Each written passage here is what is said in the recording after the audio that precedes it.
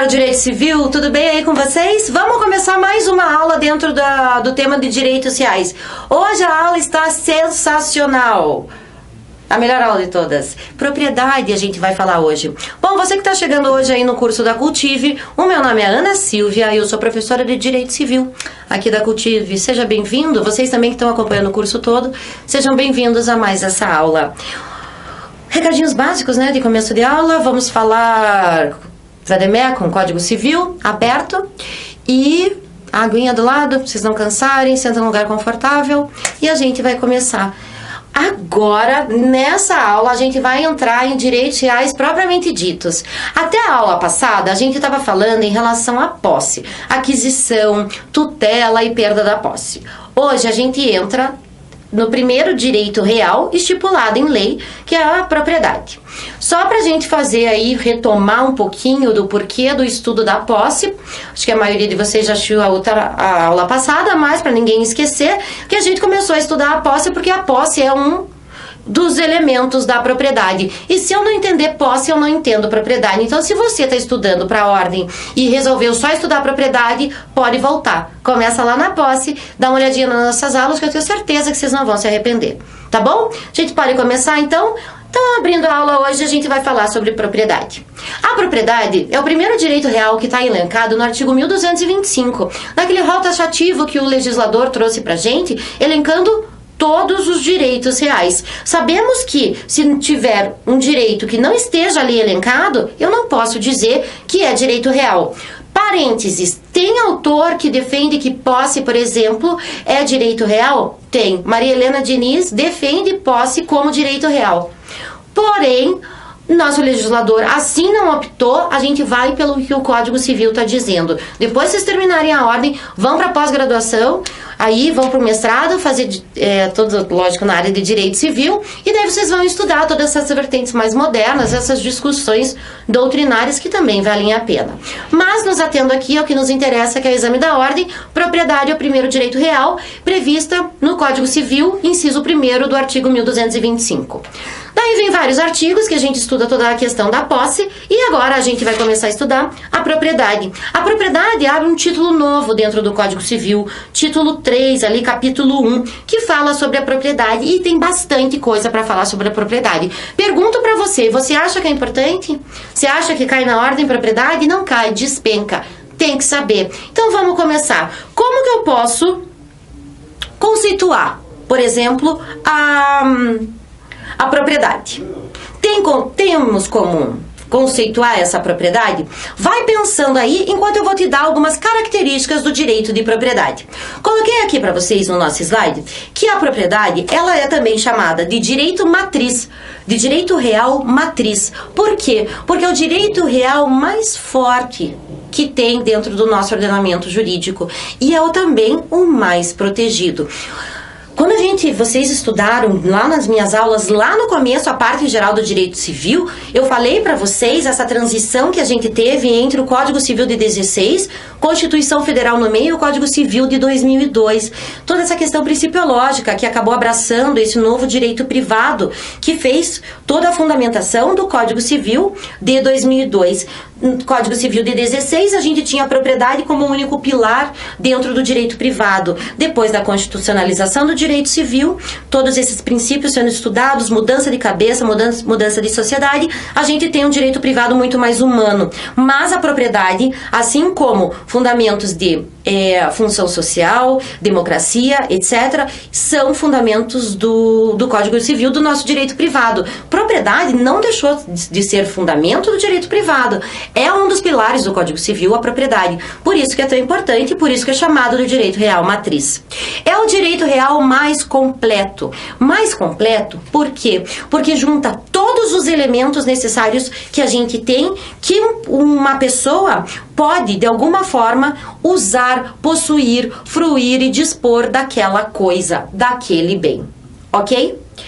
Também é chamado de direito real por excelência e também é um direito real dinâmico. Eu quero pedir uma coisa para vocês. Posso falar sobre direito real de propriedade em relação ao seu dinamismo um pouquinho mais para frente? Eu quero explicar umas coisinhas antes que eu acho que vai ficar mais fácil a tua compreensão. Então segura aí essa palavrinha de dinamismo da propriedade que eu já volto nele, tá bom? A propriedade é o único direito real sobre coisa própria. Por isso que ele é o direito real mais completo. Para eu conseguir entender o porquê que a propriedade ela é tão completa, eu tenho que tentar entender um conceito de propriedade. Então, mais uma vez, segura essa questão do direito real mais completo, né, ser a propriedade, porque a gente vai entrar num conceito e eu vou explicar por que a propriedade que é o único direito real sobre coisa própria. O artigo 1228 traz pra gente vários elementos que um proprietário tem em relação ao bem. Mas no nosso Código Civil ou qualquer outra lei esparsa não existe um conceito fechado do que é a propriedade. Tanto é verdade que o Caio Mário fala que muito mais fácil de você conceituar a propriedade é você senti-la. Tá lá no livro dele, né? Praticamente uma poesia em relação à propriedade. Por isso, o legislador, por preferência, opção legislativa, acabou por não conceituar a propriedade, mas por identificar elementos, por identificar alguns verbos que a pessoa tem que poder usar para daí se tornar proprietário. Dá uma olhada no artigo 1228, que fala o seguinte: o proprietário tem a faculdade de usar, gozar e dispor da coisa e o direito de reavê-la do poder de quem quer que injustamente a possua ou a detenha. Aqui a gente tem 4 elementos. Primeiro, usar. Segundo, gozar ou fruir. Terceiro, dispor. E por último, é o famoso direito de sequela. A gente vai falar sobre todos eles. Só segura, nos próximos slides a gente vai falar. Queria voltar à questão da propriedade ser um único direito real sobre coisa própria. Quando a pessoa une todos esses elementos, usar, fruir, dispor e direito de sequela, ele é considerado proprietário. Ok? Eu tenho aqui esses 4 elementos. Se um proprietário transfere um desses direitos a uma terceira pessoa, ele continua sendo proprietário daquele bem, porém não com tanta força. Você faz um desmembramento dos elementos da propriedade. Então, olha só, a propriedade é o único direito real que possui todos os elementos numa mesma pessoa. Se todos os elementos estão numa mesma pessoa, é porque eu estou frente a um direito real sobre coisa própria. Propriedade é o único direito real sobre coisa própria. Se eu desmembrar esses elementos, se eu, proprietária, transferir um desses meus direitos para uma terceira pessoa, eu estarei frente a um direito real sobre coisa alheia. Direito real sobre coisa alheia. Vou te dar um exemplo para ficar mais fácil. Imagine que eu sou proprietária de um imóvel, de uma casa. Se eu sou proprietária, eu tenho o direito de usar, fruir, dispor e direito de sequela, porque são os elementos que constituem a propriedade. Eu quero desmembrar todos esses meus poderes, todos esses elementos, e vou transferir o direito de usar e de fruir para os meus pais. Ou seja, eu vou fazer um usufruto para os meus pais. O usufruto é um direito real sobre coisa alheia. Por quê? O meu pai e a minha mãe vão ser usufrutuários daquele meu bem. Eles vão poder usar aquele bem e eles vão poder fruir daquele bem. Mas eu deixo de ser proprietária? Na verdade, não. Então, o usufruto é um direito real? É porque é previsto no artigo 1225. Se é um direito real, pergunto a vocês, é um direito real sobre coisa própria ou sobre coisa alheia? Sobre coisa alheia, porque eu, mesmo transferindo o meu direito de usar e fruir para eles, eu não perco a minha propriedade. Eu simplesmente fico com uma propriedade mais limitada, porque eu ainda tenho direito de disposição e eu ainda tenho direito de sequela, certo? Coloca na cabeça, propriedade é o único direito real sobre coisa própria, todos os outros direito real sobre coisa alheia, uma vez que as pessoas que possuem esse direito real sobre coisa alheia, eles podem usar e fruir, ou só fruir, que nós vamos ver aí no decorrer do curso de Direito Real, mas sempre em relação a um bem de uma outra pessoa, porque não se perde a propriedade quando desmembrado esses elementos que estão aqui previstos no artigo 1228, certo? Bola para frente. Vamos falar agora sobre os elementos. Coloquei para vocês que a gente tem os elementos do 1228, usar, fruir, dispor e direito de sequela. Quando eu tenho todos esses elementos, eu sou proprietário e tenho uma propriedade plena. Se eu desmembro, como eu dei o exemplo agora para vocês do usufruto, se eu desmembro esses elementos, transferindo para um terceiro um ou mais elementos para essa terceira pessoa, eu vou ter uma propriedade limitada. Por quê? Porque eu não tenho todos os poderes que estão ali previstos no 1228. Algum deles eu transferi. Pode ser só uso, pode ser uso e a fruição, ou pode ser só a fruição. Ok? Vamos lá. Falando então dos elementos, falei para vocês que a gente ia trazer um de cada vez, então a gente vai começar pelo primeiro, que é o elemento, que é o primeiro direito, que é o direito de usar a coisa. O direito de usar a coisa, ele é o mais fraquinho. Eu tenho simplesmente a possibilidade de servir, utilizar aquele bem, mas eu não posso alterar a substância daquele bem. Eu não posso retirar nada daquele bem. Certo? Não tem essa possibilidade. Eu simplesmente posso me utilizar. Só que eu não posso fruir, ou seja, eu não posso aproveitar, retirar as coisas de dentro e aproveitar de forma financeira. Coloquei aqui no ladinho, nesse slide, se o direito de propriedade ele é ilimitado. E queria ler com vocês o parágrafo 1º do artigo 1228, que é um parágrafo um pouco extenso, mas ele fala o seguinte: o direito de propriedade deve ser exercido em consonância com as suas finalidades econômicas e sociais, de modo que sejam preservados a flora, a fauna, as belezas naturais, patrimônio histórico, artístico, bem como evitada a poluição do ar, da água, dos rios e assim por diante. Olha só, o parágrafo 1º, que traz o do 1228, traz pra gente simplesmente, para a gente resumir esse parágrafo tão extenso, a função social da propriedade. Posso me utilizar dela? Posso, desde que eu respeite a coletividade, desde que eu dê uma função social a essa propriedade. Então, quando vocês lerem alguma doutrina que a propriedade ela é ilimitada, ela não é bem ilimitada, ela já foi ilimitada. Hoje, ela é uma ilimitação temperada, digamos assim. Você não pode fazer mais o que você quiser, porque a gente sabe que o direito civil não mais tem aquele cunho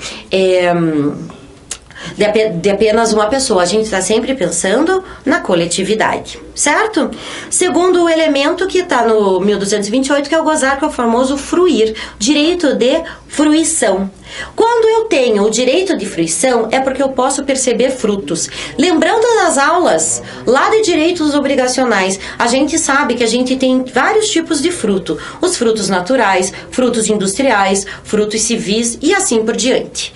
Se eu tenho o direito de fruir, eu posso tirar frutos.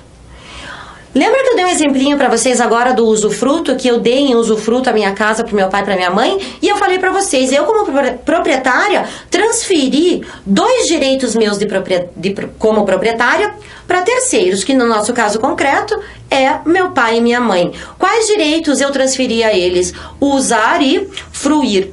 Pensa só, no usufruto, a pessoa pode usar, ou seja, ela pode se servir daquele bem, se utilizar, mas também ela pode fruir. Se pode fruir, pode tirar frutos. Se eu estou colocando, por exemplo, no mesmo exemplo para a gente ficar, para ser mais fácil o entendimento, se eu dei como de se eu transferir, usar e fruir, então meus pais têm usufruto, o que eles podem fazer com aquela casa para tirar os frutos? Eles podem alugar? Pode, porque a gente está frente a um fruto civil. Então veja, ele é um pouquinho maior do que o direito de usar, porque a gente pode retirar e alterar um pouco a substância daquele bem. Por fim, terceiro elemento, a gente tem o direito de disposição. Esse é o direito mais forte, é o direito mais importante que o proprietário possui. Eu posso transferir o meu direito de uso, eu posso transferir o meu direito de fruição. Porém, se eu transferir o meu direito de disposição, é porque eu não mais sou proprietária. Porque o direito de disposição é quando aquela pessoa pode transferir a propriedade para outra, pode destruir aquela propriedade, vende, doa, faz o que quiser. Essa disposição, ele vai ter o bem à sua disposição para fazer com ele o que quiser. Imagine que o proprietário transfira para uma terceira pessoa o direito de disposição. O que vai acontecer? Aquela terceira pessoa vai poder queimar, destruir, vender, doar e assim por diante. Ou seja, quem tem disposição, quem tem o direito a dispor do bem, é porque sim, aquele é o proprietário. Então não existe a possibilidade do proprietário desmembrar os elementos da propriedade, transferindo a um terceiro o direito de disposição sem que ele perca a propriedade. Ok? Sequela, o último ali elemento que a gente tem no artigo 1228 indicado como o último elemento da propriedade. O direito de sequela é aquele direito que o proprietário tem de ir atrás do bem com quem quer que esteja, aonde quer que esteja, de forma ilegítima, certo? Então, ele tem o direito de reivindicar aquele bem para ele, uma vez que tem uma outra pessoa que pegou aquele bem e está usando de forma ilegal. Para eu poder fazer, daí misturei um pouquinho aqui para vocês, para a aula não ficar assim tão teórica, coloquei para vocês a possibilidade que o proprietário tem de entrar com uma ação reivindicatória de propriedade. A ação reivindicatória de propriedade é para quando o proprietário perdeu aquela propriedade para um terceiro de forma injusta. Para o proprietário poder ingressar com a ação reivindicatória, são necessários a presença de 3 elementos. O primeiro elemento é a titularidade de domínio. Ele tem que ser titular do domínio daquele bem.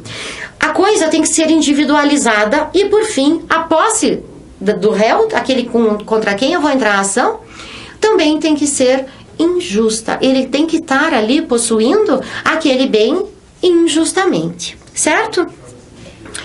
Caracteres da propriedade, vamos falar um pouquinho dela nas suas formas gerais. Artigo importante, 1231.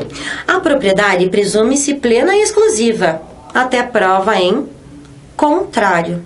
A propriedade é plena. Vocês lembram o que é propriedade plena? A gente falou no comecinho da aula. Propriedade plena é aquela onde todos os elementos previstos no artigo 1228 estão presentes apenas em uma pessoa. Ok? A propriedade, ela se diz plena até que se prove ao contrário. Daí a gente fala, é um direito absoluto? A gente tem aqui uma ideia de direito absoluto que deve ser visto com moderação. Por mais que a propriedade seja pilar do direito privado, por mais que a propriedade seja o direito mais defendido dentro do Código Civil, ele tem que ser visto com certas restrições. Coloquei para vocês o artigo 1230, que fala que a propriedade do solo não abrange jazidas, minas e demais recursos minerais. Ainda, a gente leu o parágrafo 1º do artigo 1228, dizendo que a propriedade, ela é sim um direito absoluto, mas não tão absoluto assim, porque ela tem que ser regida por certos princípios, como, por exemplo, o princípio da função social. A propriedade ainda ela é irrevogável, ou também chamada de propriedade perpétua. Por quê? Porque eu não preciso exercer a minha propriedade para eu ser considerado proprietário. Aqui também acho que vale a pena a gente fazer um parênteses. Você é proprietário, não precisa se utilizar daquele bem para você ser considerado um proprietário ou para você perder a sua propriedade. É isso que significa ser um direito independente do exercício, você continuar ainda como proprietário. Agora para pensar, existe ou não existe a tal do uso capião? Que na verdade nada mais é quando o proprietário não exercita a sua propriedade de forma a ajudar a coletividade e ele acaba por perder desde que alguns requisitos sejam cumpridos, ok? Restrições ao direito de propriedade. O artigo 1229 fala o seguinte: a propriedade do solo abrange espaço aéreo e subsolo correspondentes em altura e profundidade úteis ao seu exercício, não podendo o proprietário opor-se a atividades que sejam realizadas por terceiros a uma altura ou profundidade tais que não tenha ele interesse legítimo em impedi-las. Se você tem uma propriedade, um quadradinho, 4x4, imagina, você vai subir uma coluna, exatamente em cima daquele quadradinho que é a tua propriedade e exatamente para baixo no solo. É assim que você vai contar. Caiu 1229, se não foi no passado, no retrasado exame da ordem, falando sobre a possibilidade da utilização do proprietário do espaço aéreo.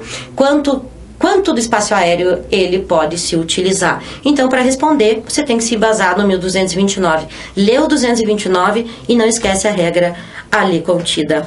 Ainda, Código Florestal, Código de Mineração, Função Social da Propriedade, que a gente leu no parágrafo 1º do artigo 1228, e ainda o 1230, que a gente leu no slide passado. Então veja, a propriedade é um direito extremamente forte, pode sim ser chamado de um direito absoluto com ressalvas, desde que ele atenda a sua função social, ele respeite o meio ambiente, ele não polua e que ele traga benefícios à sociedade como um todo. Porque senão, se você não exercer a propriedade com esse tipo de consciência, você pode sim perder a propriedade daquele bem.